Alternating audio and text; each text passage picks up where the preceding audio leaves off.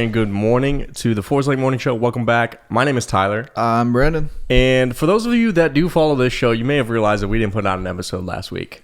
We are sorry for that. Things do happen. Bad.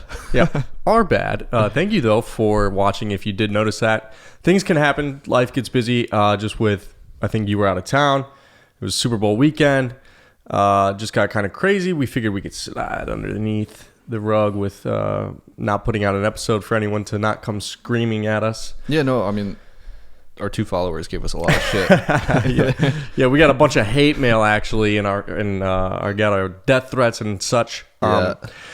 Just stuff got in the way, but we're back today, and we're gonna be staying back at it with some things that we got in the works that are really brand new in the works. But we're not gonna get into that. Just know that there will be some changes. To the show, to the program, to life. The program. I like that. Yeah, didn't that sound kind of cool? To the program. The Forest Lake program. It sounds kind of nice. Feng shui fancy, the program. That is a little fancy. Well, we're trying to make it a fancy show for the fancy people out there watching it right now. We want to make this better, and we definitely are striving to do that. We got a couple ideas that we're going to do. We won't get into, but what we will get into is the usual. Top 10. The top 10. Surprisingly, not much has changed. Miley Cyrus is still at number 1. I got a story for that, by the way. We'll come back to that, but... Well, we can talk about it right now since... No, keep it going. We're talking about it right now? Okay, fine. Top 10. You know what? Start at 10. We'll work our way down, and then I'll tell the story. Oh, good thinking. Why Okay. don't we do that? Damn, dude. This is why you're in the band. This is why you're on the program. Thank you. Glad to be here. This guy has all the ideas. I'm just here. I don't know what I'm doing. He tells me what to do before the show at gunpoint. So, whoa. No, just kidding. Jeez. That got dark. Okay, top 10 going in reverse. 10, as it was. Harry Styles has fallen from 9 to 10. David Get it. and Baby Rexha have fallen from number 7 to number 9 with I'm Good. Die For You by The Weeknd has fallen from number 6 to number 8. Taylor Swift, Anti-Hero, has fallen from number 4 to number 7. Keep going, girl. Beyonce is up from 15 to number 6 with Cuff It. I think primarily probably because of the Grammys. She won the award. Creepin', Metro Boomin', and The Weeknd, 21 Savage have fallen from number 3 to number 5. Unholy has gone up from number 5 to number 4. Sam Smith and Kim Petras. They also won a Grammy. We talked about that already. Oh, we did do the Grammy recap, but that was still before the Super Bowl. Right. Morgan Wallen last night off this 36 song album. He has gone from 27 last week to number 3. I mean, at least one of them made it. 1 out of 36 ain't bad, man. 35 to go. 35 more to go, Morgan Wallen. Just don't say any racist terminology this time. And you'll stay in the top 10. And number 2, we have Kill Bill SZA staying at number 2. 9 weeks on the chart. Last week at number 2, still at number 2. But the high holy Miley Cyrus with Flowers, 4 weeks on the chart. Last week was at number 1 and is still at number 1. Miley Cyrus with Flowers. Nice. What's the deal with Miley Cyrus and her flowers? Yeah, so I really just wanted to clarify. Yes, clarify. So I think it was if you said 4 weeks, so maybe 4 weeks ago. Yeah, 4 weeks is ago. When we talked about it, or 3 weeks ago we talked about it for the first time. Mm-hmm. One of the critiques, I guess you could say, is that it sounds like Bruno Mars, When I Was Your Man. Like, that like one line, not the song, but when she says that flowers line specifically, it sounded like it's lyrically, but then also the melody follows it very. I think it's pretty similar, but there's a reason, there's a story behind it. So let's dive in. So the whole reason the song was written was Miley got divorced from Chris Hemsworth, right? Apparently he cheated on her. She is saying that's not the cause of the divorce, but bottom line, they're getting divorced. At their wedding, Chris played this song as like their wedding song. Like that was the Bruno Mars one. That was like their song. Yeah. Because he wrote it for Miley. Like he wrote it for them. You said Bruno wrote that song for. So I don't know if that part's true. Anymore. But alleged. Bruno Mars wrote that song for them. Yeah, but like that was their wedding song. They played it at their wedding. That was their song. So it's kind of a spin off of that. It's like, hey, I'm going to use our wedding song. I'm going to write another song that sounds just like it, well, similar to it, to kind of say, we're done, I guess. Yeah, like a I'm on big my own. FU, Chris. Where Or it gets Liam? Which one? Hemsworth, Which one? Chris or Liam? Chris. Chris. Yeah. Yeah. Oh, right? Liam? Yeah, Chris. Whatever one it was. FU Pretty sure it's Chris. from Miley Cyrus.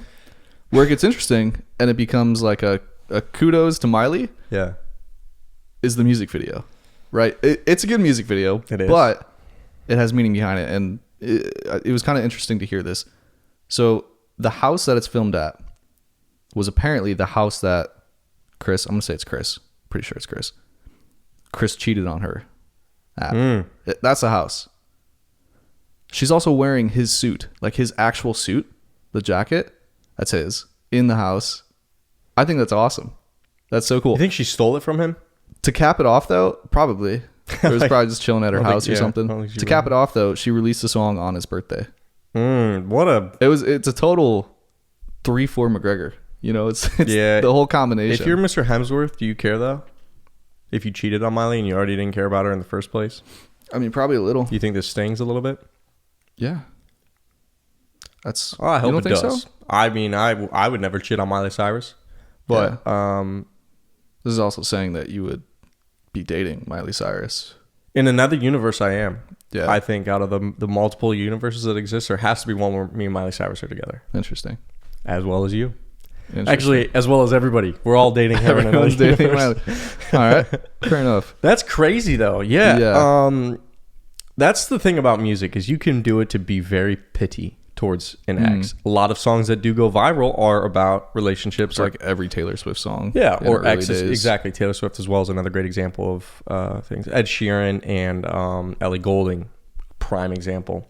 It is just. I think it's just a reflection of human emotion and the power and beauty of what we can create as humans, which is why AI music is going to be a problem.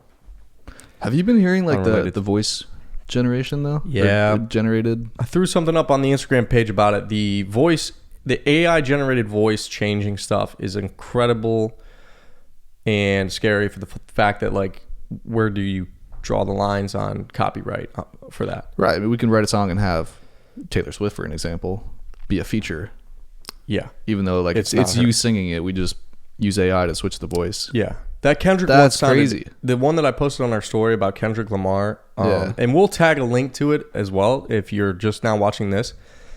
Basically, this individual puts out content on his pages, and he used a artificial intelligently voice generated program to make his voice sound like Kendrick Lamar, and he's done it with other artists, and it's pretty fucking spot on. And then he can write a song and it sounds like it's Kendrick Lamar's song, except Yeah. it's not Kendrick Lamar. So now this guy's profiting off of Kendrick Lamar's voice. You know how pissed I'd be if I was like Chris Martin and somebody's using my voice to make music and make money off of it? Yeah, it's pretty scary. I'd be a little pissed. Yeah. So it's going to be an issue, and that's our future kids. And maybe it's a beautiful thing in the future. Like that's just going to be like what we like 100 years ago. This would be sweet.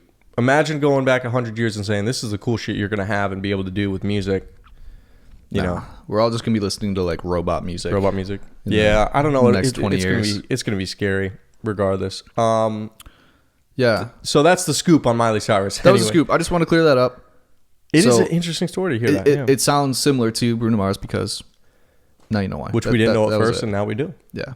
What else you got? What else is in the tabloids? Yeah. So, not having an episode last week, we kind of have a lot to catch up on. A little bit, yeah. We missed the Super Bowl. So I'll Wait came out. What's So I'll Wait, you ask? We'll talk about that. Yes. The Super Bowl, though. Yeah. Super Bowl halftime show. 57. The Eagles. The Eagles. I'm so See, you're repping them. I'm proud of my team. God damn it. Okay, they won they're still NFC champs. So Yeah. all you NFC teams and fans, suck on that. Also, I'm pretty sure we're going back to the Super Bowl next year.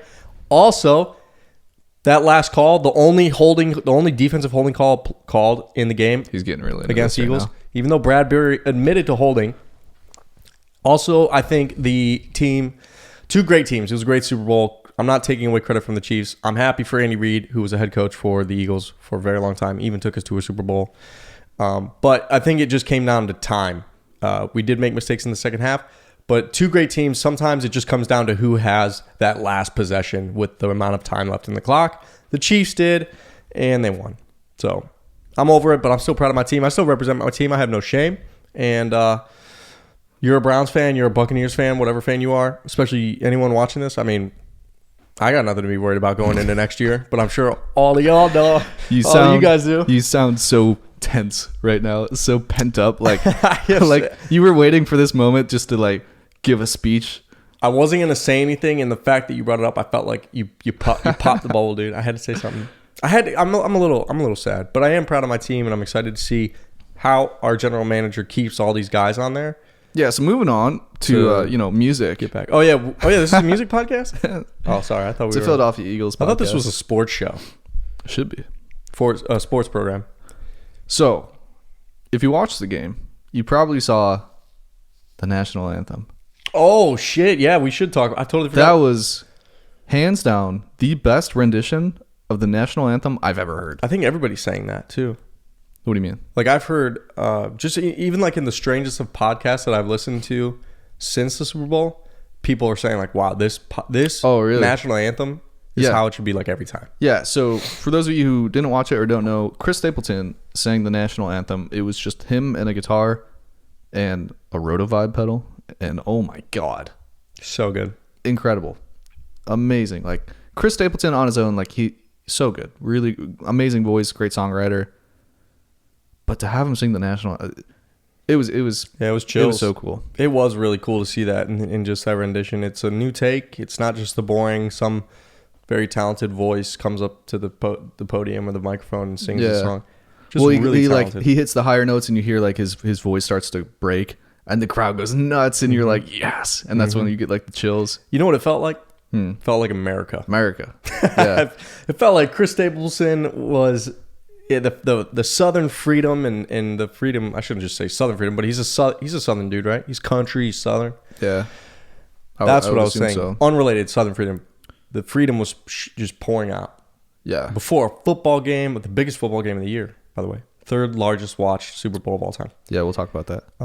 Probably because of the Rihanna concert, but yeah. Is that what we were gonna? You? Yeah, kind of led right into it. Stealing all my facts. Shit, I'm sorry, man. Go ahead. No, but I'm glad you brought that up. It's a good point. Yeah. So more people hopped on. Shout out to Paul for this, stat here. More people hopped on to the halftime show for Rihanna. Like more viewers hopped on for the halftime show. It peaked. More people watched that than the actual game itself. Like people just came on for the halftime show and they left.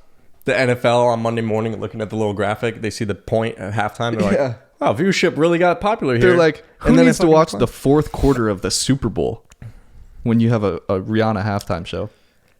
That's crazy. Yeah. What were your thoughts on the performance, by the way? I think like everyone else, we were just kind of sitting there like,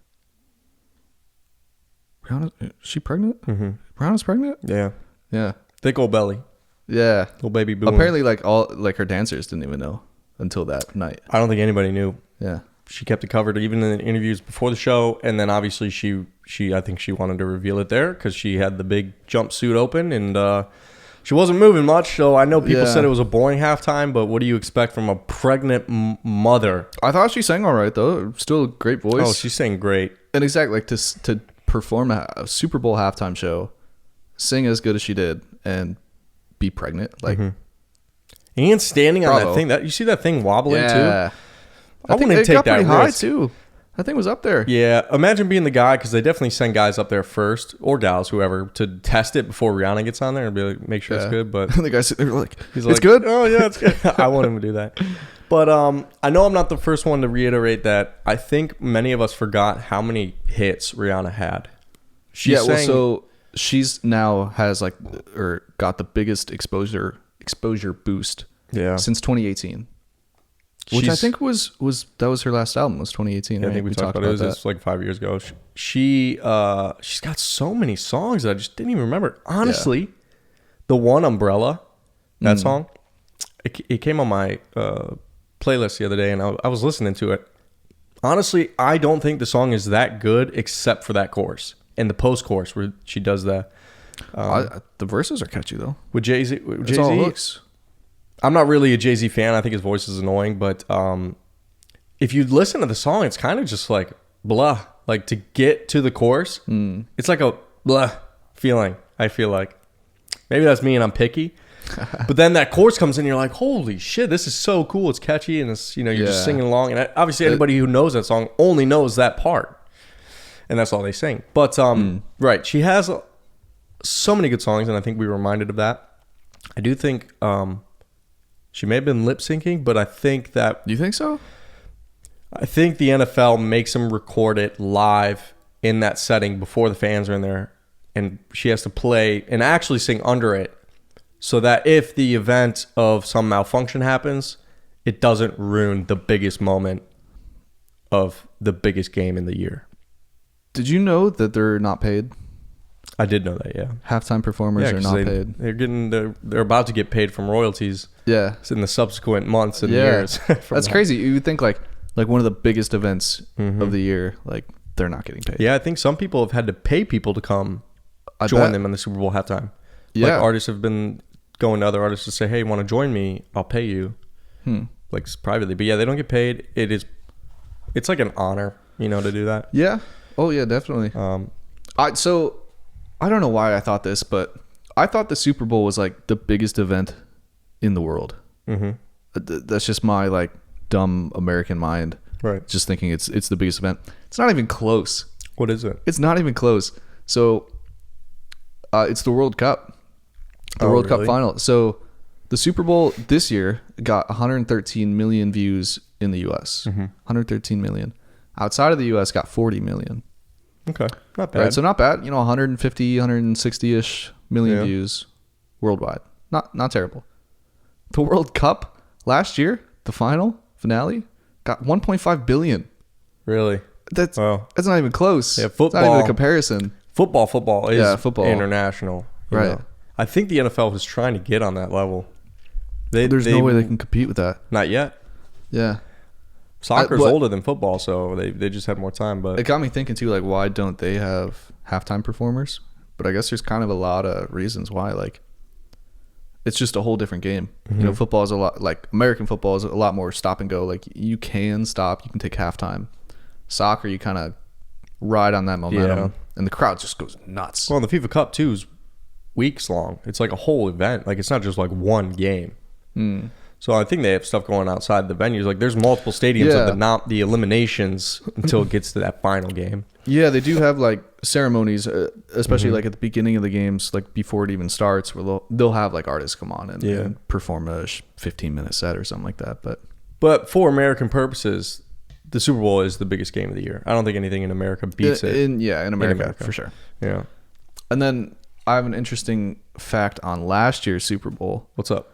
Justin Bieber and Kodak Black, apparently at like their Super Bowl after party or something like this. It was at a club in LA, and I guess there was some sort of shootout or just shooting. I'm not sure what was happening, but I guess they were involved. And two guys are suing them, saying that they got shot and they were like severely injured. Oh my god! Stuff like a year later, this comes out, and I guess they're being sued right now for it. I think maybe they were there at this party and someone had a gun. I think now they're just... I don't know. I wasn't there. I just don't see Justin Bieber whipping out a freaking 9mm and shooting people, because that would be national news. At a club. That would have broke news that night.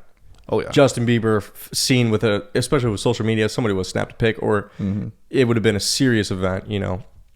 So, I don't know. We'll see what more details come of it, and we can talk about it when they do come out, but... Sounds like somebody's just trying to take some money from somebody. A little bit. But it's an allegedly. Can I say that? That's allegedly. Justin Bieber and Kodak Black shot. Did he get shot? This guy got shot? I guess he got shot like, I don't know what it was, in his arm or something. He probably went home that night and just shot his arm. He's like, oh, and Justin Bieber was like, I'm going to... Yeah, but then come out a year later. I don't know. Weird things going on. You got anything? Yeah, so I do have a couple things. New music has been being released. Skrillex just dropped his second studio album since 2014.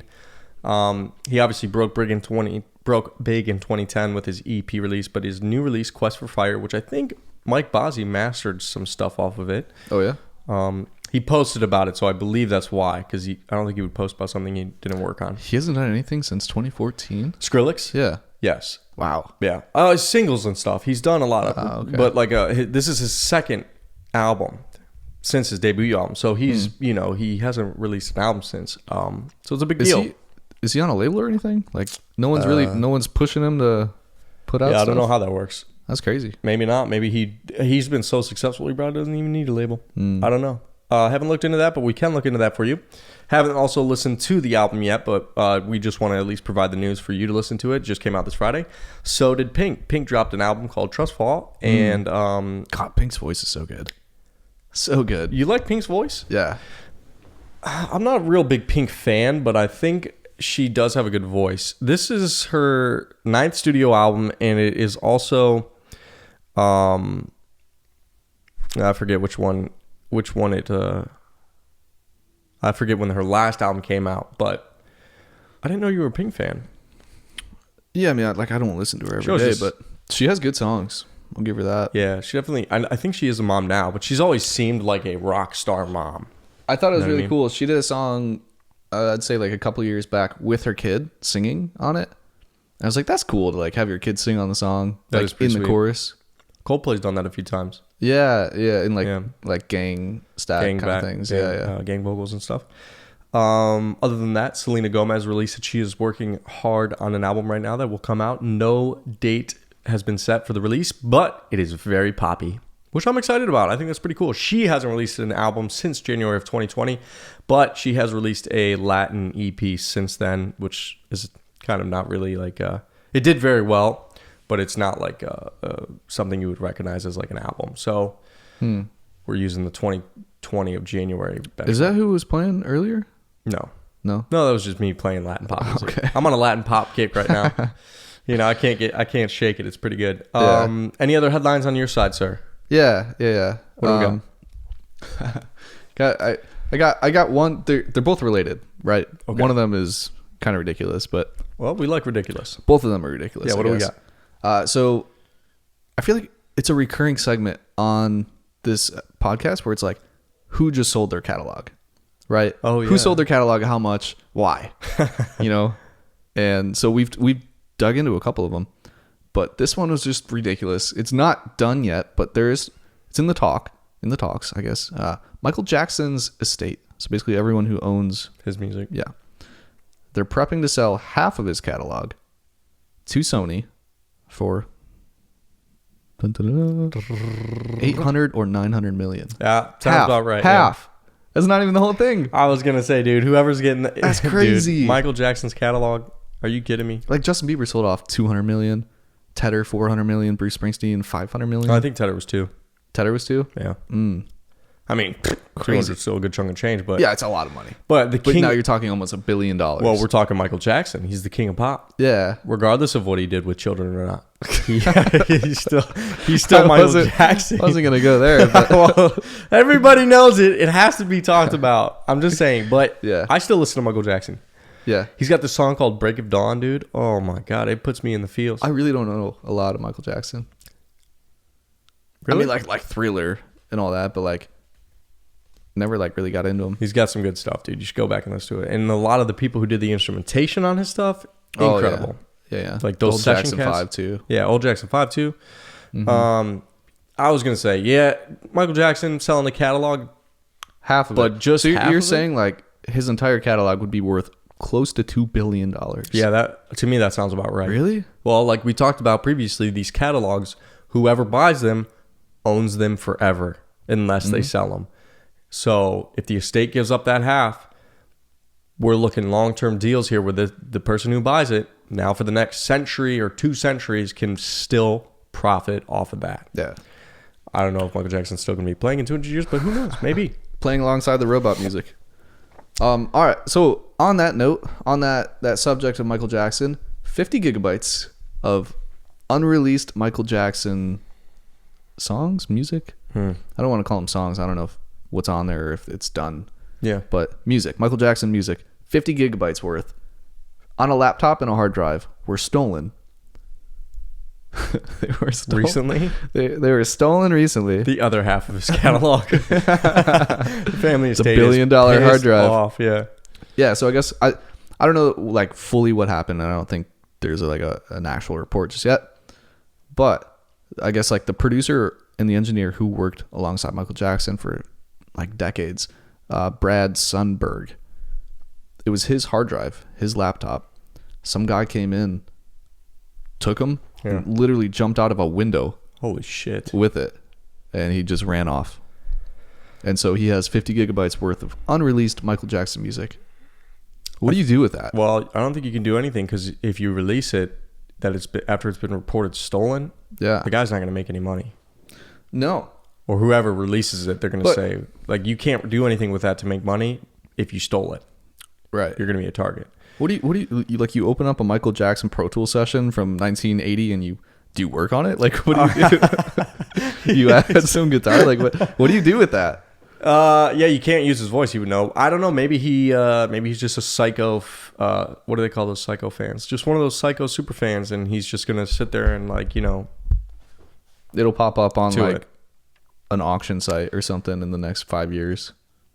Even then, I think if somebody sees that it's unreleased music, this dude's gonna get caught. So I don't think you could sell it or do anything with it other than listen to it like a crazy fan. You got to be a crazy fan of Michael Jackson to steal somebody's laptop with And jump out of a window. Plus, that's property of that guy, so that's a laptop that I'm sure is, if he's a producer or whatever, it's probably a very nice laptop, highest Mac you can get. Yeah, $2,000. solid. Family's got to be pissed. Probably That other half, that other 800, 900 million. They don't. Yeah, well, they don't care. They're about to get $1 billion. That's true. I would assume the estimate of the first half of the catalog, and then the other half of the catalog is still for what's already released, not what's on that hard drive. Right. Yeah. Oh yeah, for sure. So crazy nonetheless. Yeah. But that's all I got. Okay. We should wrap up with So I'll Wait though. Yes. But I do have to touch on one thing. Yeah. One other thing that we always talk about on this podcast. Oh. TikTok. TikTok limited access to major, I have it written down here. I hate talking about TikTok. I want to see it disappear. You always say this, but I feel like you're always the one to bring it up too. Well, for my passion of hatred towards it. I think I brought it up once or twice, but it's because it's going to be a problem. I just think it's a problem in general. People are addicted to it, and it's not good for children who spend their time on it and compare to people, and it's bad for their mental health. But for the music industry specifically, TikTok limited access to major released music for users on the platform. Okay, this is music that is owned by Universal Music Group, Sony Music Entertainment, and Warner Music Group, the big three. Mm-hmm. Now, they didn't do this in America. They did it in Australia.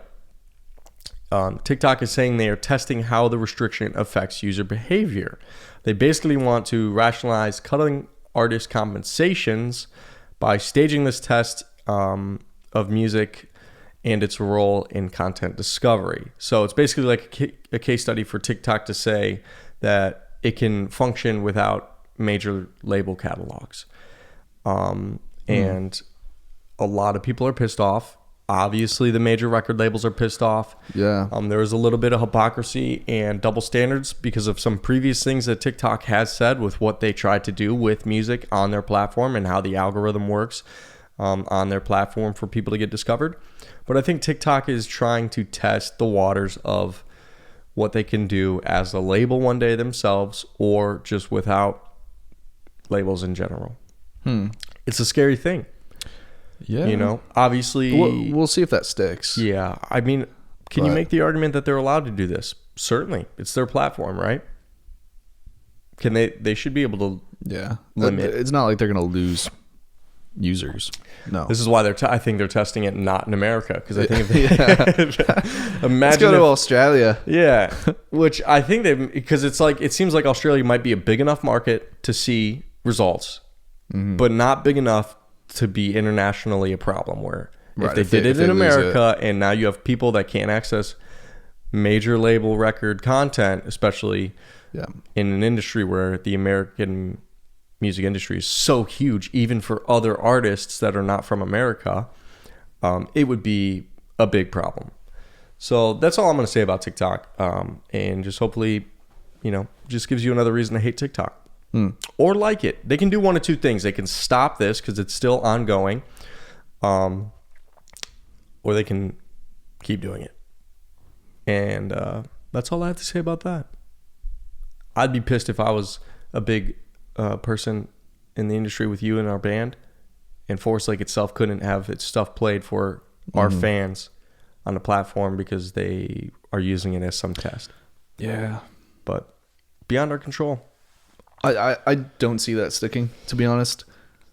We'll see. Well, yeah, it might not stick because once they get their test results, they'll see that they may be able to go a different way without the labels, Yeah. So... Or we talked about it too with like the AI generated music just for like background stuff. And that's what I think TikTok is thinking of using too. Yeah. They don't need label catalogs. They can just make their own stuff or have independent artists create stuff that goes viral. Yeah. That has no major label backing. Because I'm sure there's deals there with those labels that they have to say, well, hey, your platform played our song this many times. We need some money or we want to work out a deal. And obviously TikTok's trying to do their own thing and be their own boss. God, the music industry is just... It's kind of depressing. It sucks. Yeah. You know what doesn't suck in the music industry, though? There's this band out of Tampa, Florida called Forest Lake. Two dudes, I hear, running out of their home studio, working with industry professionals such as Daniela Rivera and Mike Bozzi and Evan Hutchings. They put out this song called So I'll Wait. Yeah. And it's a song you don't have to wait for anymore. You can go stream it on Apple Music, Spotify, SoundCloud, Tidal, Amazon Music. Probably YouTube. No, definitely YouTube. Probably. And all the other platforms that you listen to music on. Hey, is it on TikTok? Actually, I don't know because I'm not on TikTok, but I think it is on TikTok, yeah. If any of you are on TikTok, let us know if it is on TikTok or not. We should know that, but we don't. Yeah. Because we hate TikTok. But So I'll Wait is out. Yep. How are the reviews? How do you feel about it? Does it feel good? Do you like having it out? I do. It was a pain in the ass working on it. It was a pain in the ass. For 6 months. Mm-hmm. Yeah. Is there anything else you want to say about it? No, that's it. Go listen to it. It's out now. We gave you a whole week off of the podcast just to go listen to it. Binge it. Oh, yeah. That's why we left. That's why. Yeah. No other reason. Yeah, no other reason other than to listen to that song. The only thing I'll say about it is out, and now we're working on other stuff, and we're excited about the stuff we'll be releasing in the future. Not to move on from So I'll Wait, but I think it's just like a stepping stone. It's for us to get better and better from each previous release. I think as artists, that's all we ever try to do. And yeah, you're right. Let's focus on So I'll Wait. So I'll Wait is streaming now on all platforms. Go stream it now. That's all I got. That's all we got. And that is going to be a wrap on the Forest Lake Morning program today. Whoa. Thank you for joining us on this program. And we look forward to seeing you, two fans of ours, right here in this studio next week. See ya. Peace.